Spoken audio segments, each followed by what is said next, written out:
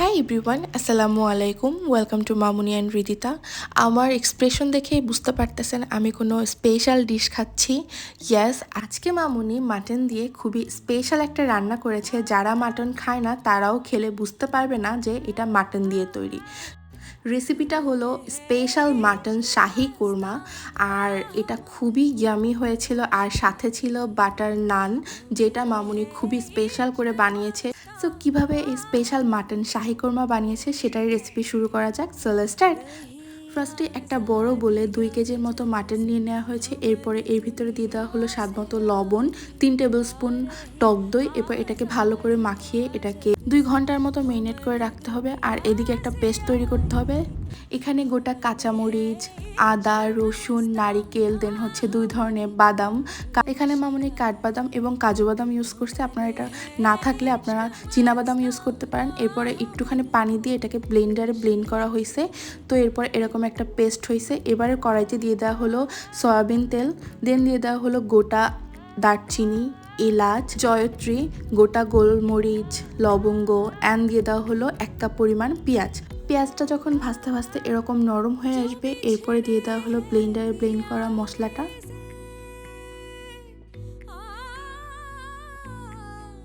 মশলা কষাতে কষাতে যখন তেলটা এরকম উপরে উঠে আসবে তখন বুঝে নিতে হবে মশলাটা কষানো কমপ্লিট। এরপরে দিয়ে দেওয়া হলো মেরিনেট করা মাটন আর মশলা এরকম ভালো করে নেড়েচেড়ে মিক্স করার পরে দিয়ে দেওয়া হলো ধনিয়া গুঁড়া, জিরা গুঁড়া, এরপরে দিয়ে দেওয়া হলো গরম মশলা গুঁড়া মশলাটা দেওয়ার পরে আরও মাটন ভালো করে কষাতে হবে। মনে রাখতে হবে মাটন কিন্তু কষাতে কষাতেই যে বাজে স্মেলটা থাকে ওটা দূর হয়ে যায়। এরপরে এই যে কষাতে কষাতে কিন্তু কিছুটা কালার চেঞ্জ হয়ে আসছে, আর এবারে ঢেকে ঢেকে কষাবে। সো এই যে মাটনের গা থেকে কিন্তু অলরেডি পানি ছাড়তেছে, তো এই পানিটাও কষাতে কষাতে শুকিয়ে যাবে আর তেলটা উপরে উঠে আসবে। তখনই বুঝে নিতে হবে যে পারফেক্টভাবে মাটনটা কষাতে হবে। আর অবশ্যই এভাবে ঢেকে ঢেকে কষাতে হবে, তাহলে কিন্তু অর্ধেকটাই সিদ্ধ হয়ে আসবে। তো এই যে অলরেডি কিন্তু অনেকটাই তেল উপরে উঠে আসছে, আর এখানে এরকমভাবেই কিন্তু অল্প অল্প সিদ্ধ হয়ে যায় এভাবে কষাতে কষাতে। সো প্রেশার কুকারে দেওয়ার আর দরকার হয় না, এভাবে যদি মেরিনেট করে রান্না করা হয়। এখানে যে এক্সট্রা তেলটা বের হয়েছে এটা কিন্তু বাদাম আর নারকেল পেস্টের জন্য। সো একটু টেস্ট করে বোঝা গেল যে লবণ একটু কম হয়েছে, দেন আবার একটু লবণ দিয়ে মামুনি আবার এটাকে ভালো করে রান্না করবে। সো কষাতে কষাতে যখন সুন্দর এরকম ভুনা ভুনা লুক আসবে তখন এর ভিতরে দিয়ে দেওয়া হলো নারিকেলের দুধ। আপনারা চাইলে এখানে কিন্তু গরম পানি ইউজ করতে পারেন, বাট আমাদের দুধটা এনাফ পরিমাণ ছিল যার কারণে আমাদের এক্সট্রা পানি দেওয়া লাগে নাই। সো এই যে এরকম রান্না করতে করতে কিন্তু অনেকটাই হয়ে আসছে। এবারে হচ্ছে রান্না হওয়ার ঠিক 5 মিনিট আগে এরকম অনেকগুলো আস্ত কাঁচামরিচ দিয়ে দিতে হবে। এরপরে দিয়ে দেওয়া হলো 1/2 টিস্পুনের মতো গরম মশলা। এবার এটাকে দিয়ে আবার 5 মিনিটের মতো কুক করবে। এরপরে দিয়ে দেওয়া হলো বেরেস্তা। সো বেরেস্তা কিন্তু রান্নার আগে আগে দিয়ে ঢেকে রাখলে কিন্তু অনেক সুন্দর একটা স্মেল বের হয়। সো এই যে রান্না রেডি। সো ফাইনালি তৈরি হয়ে গেল মামুনি স্পেশাল মাটন কোরমা, শাহি মাটন কোরমা। তো লুকটা কিন্তু জাস্ট অসাধারণ হয়েছে, আর আমি এটা এখন খাবো। সো তার আগে আমি দেখাই দিই এটা কেমন হয়েছে। তো এই যে অনেকটাই সফট হয়েছে, আর ঝোলটা কিন্তু খুবই হচ্ছে মাখা মাখা হয়েছে, আবার খুব পাতলাও না।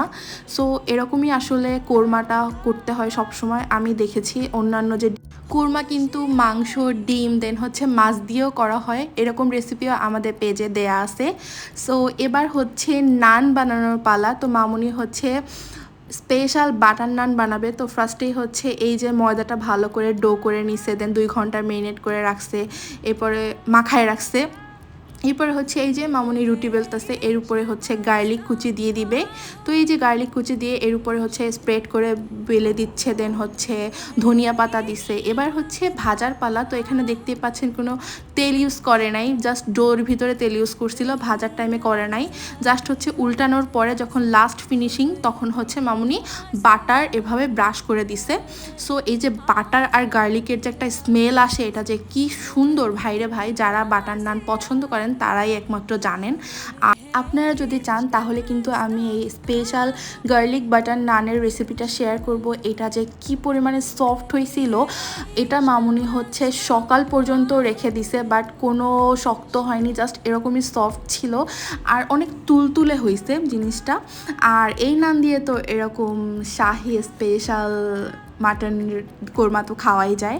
সো এবার হচ্ছে আমি মামুনির কোরমাটাকে ছিঁড়ে দেখাবো এটা যে কত পরিমাণে সফট হয়েছে। সো এই যে আপনারা দেখতেই পাচ্ছেন, এবার হচ্ছে নান দিয়ে খাওয়ার পালা। সো ফার্স্ট বাইট দিব। ফার্স্টে আমি একটু মাংস নিয়ে নিছি অ্যান্ড দেন একটু গ্রেভি নিছি। সো এই যে আমার মুখে এবার বোম হবে। So that's all for today. আল্লাহ হাফেজ, বাই বাই।